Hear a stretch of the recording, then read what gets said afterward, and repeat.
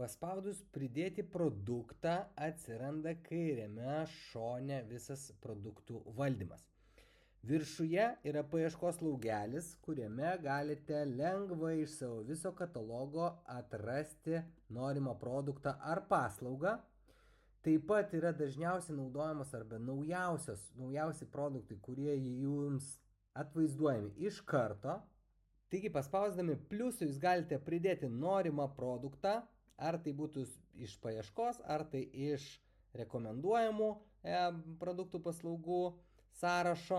Taip pat galite drag and dropinti šitos produktus į jums norimą vietą, kad jums atitiktų eiliškumas.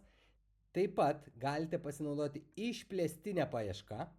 Taip, tai būtent kur atsidaro visas jūsų katalogas, tada filtruojatės pagal norimą kategoriją, kainą, taipogi tiekėją, žymas ir kitus aspektus, kitus atributus.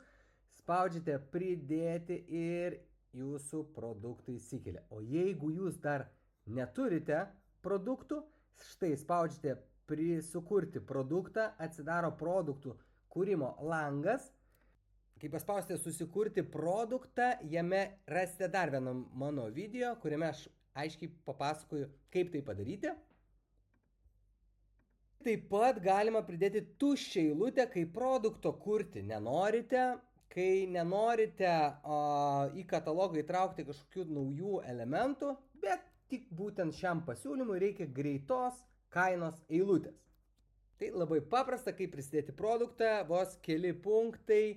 Jei kyla klausimų, rašykite į suportą ir gero naudojimas. Iki.